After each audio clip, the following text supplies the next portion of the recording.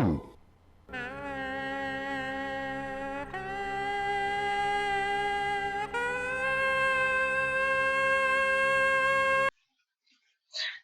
everyone. Chapter 15. Still looking at investments to invest in. Interview of rock legend Suzi Quatro. Shadows.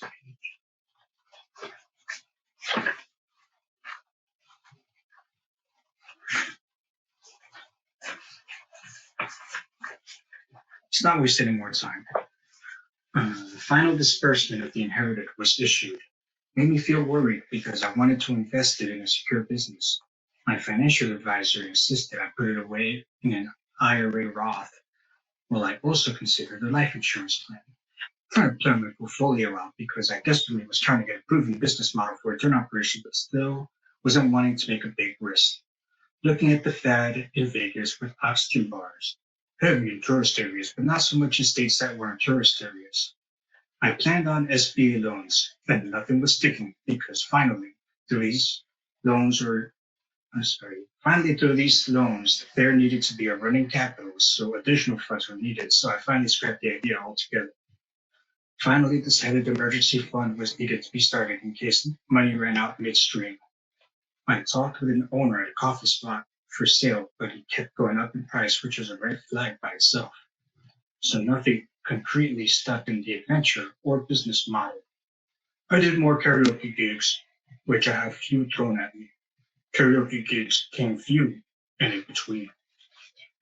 Meanwhile, the trolls started attacking me and stealing more of my material online.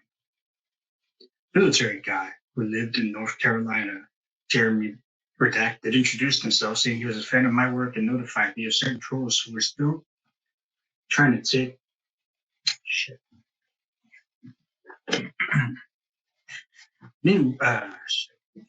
Again.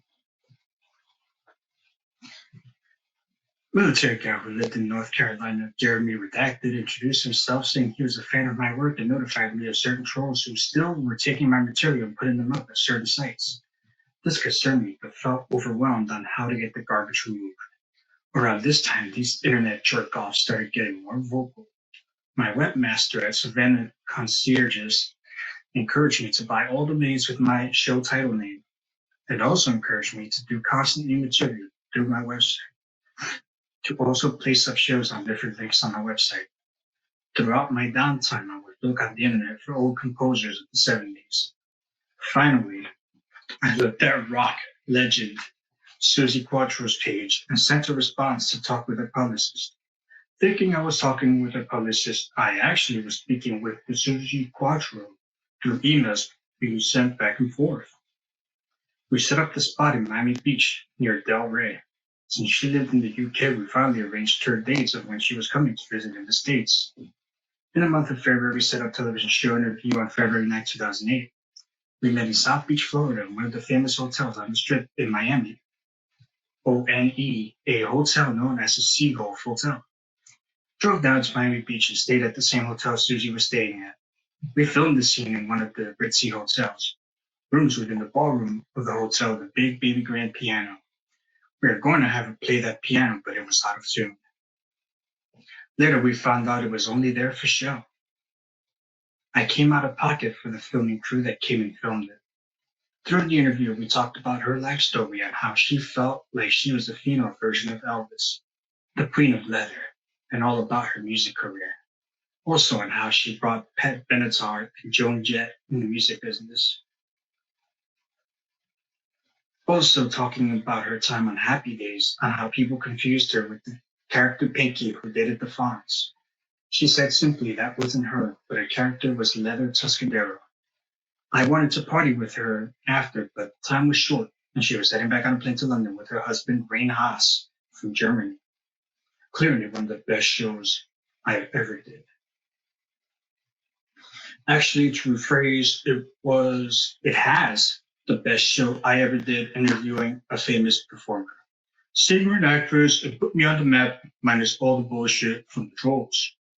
I was wrestling with the idea of actually selling that DVD box sales from my show with Suzi Quatro, since she nationwide was popular in a lot of territory throughout the world and planet Earth. Again, minus what these trolls were doing, we were getting hits from around the world in foreign countries in the UK and Germany due to her popularity. I actually was intoxicated by her presence. I didn't want to finish the interview because she very much captivated. When I got back home, we aired the interview on the show. Again, one of the proudest moments on my show. I got to showcase an iconic classic interview with that iconic classic performer known worldwide. Proudest moment in proudest moment in the trademark revoked show. Planning for the shows and doing some more editing with Jim redacted, and we planned for the 2008 season while the public access network aired the heck out of that interview with Suzi Quatro. Suzi Quatro to this day are still in communications. Miss Quattro is not going to work. I have a constant contact with Miss Quattro. I haven't contacted her in a while, but I still try to plan out a second interview when the timing is right. Very talented and beautiful woman, and it was a great interview. Meanwhile, Jim and I worked on trying to convert a lot of the shows that were on VHS tape to DVD. We took a stab at it, but there was a whole lot more till this day still on VHS that needs to be converted. While there was a lot more to convert, I was talking to making a box set of my shows from shows that were already converted. So we ended up burning a bunch of DVDs and labeled them as far as chapters and burned 2 shows per disc. Then Jim looked over the shows and did the final editing with me. In the box set, we had a girl named Sandy who appeared, and she was tatted up with crazy tattoos.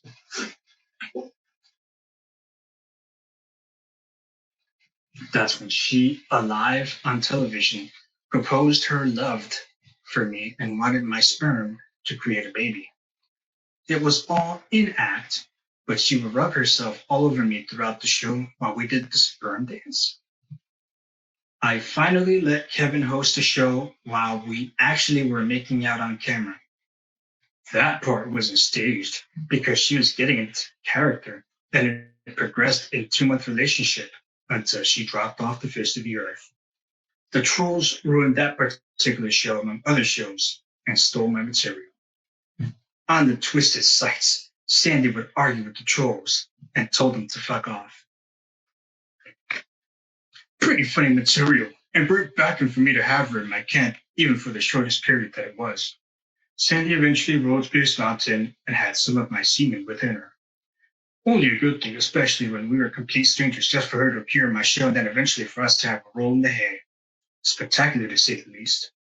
While Jim and I did the final editing for the box set, we put and started selling the box set on eBay and other sites. I ended up selling about over 20 of the box sets. A few of these Nimrod trolls are probably the ones who brought these box sets.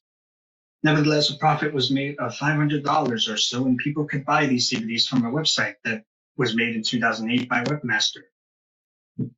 Jeremy, though, the problem I thought about, since I didn't want my show mass copied by these individuals, I decided to cease the sales of DVDs so these internet trolls could have access to my work, something I was fighting from the very beginning.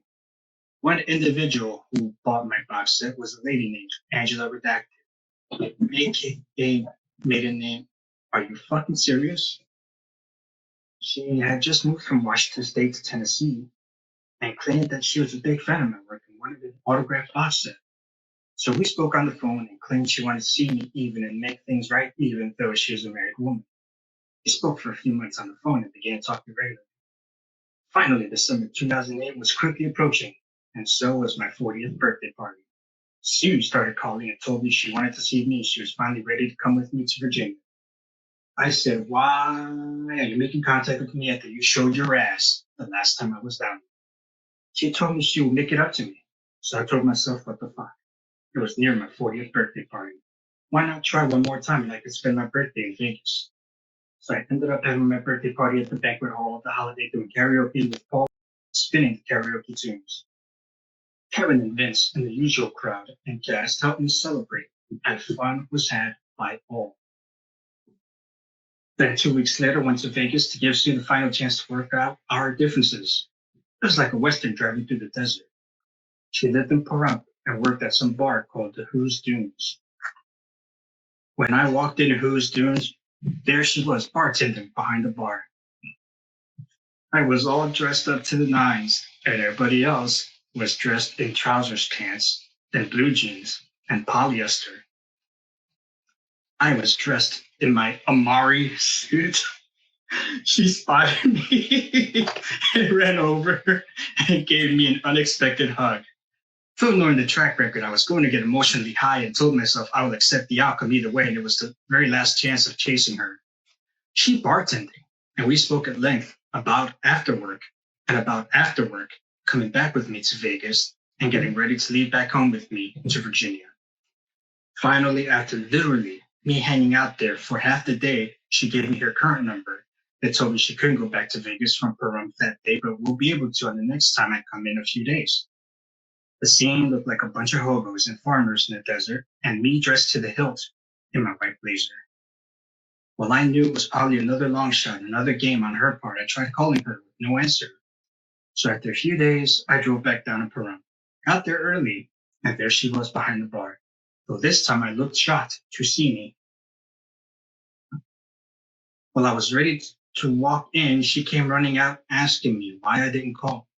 I said I did call, but couldn't get her. She said, unfortunately, I have to leave because her husband knows I'm in town. I said, I give a flying fuck. You are leaving him, right? So that's what you said on the phone before I got here. So which fuck is it? I can't leave with you to Vegas, and I can't serve you because the owner of this bar is friends with my husband. I said I should have known this was another fucking scam on your part. So, can't even serve me a beer. No, I can't. You can't be here. I told her, fuck her. I got in the blue Mustang I rented, did a couple wheelies around the shack of the restaurants, left marks in the parking lot, and drove off. That was the official end of Sue. 9 years of my life was put on hold chasing that bitch.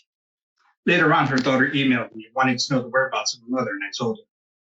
What was her daughter's name? She obviously saw her, and she poisoned her daughter against me, and I reunited them. May Sue rot in hell.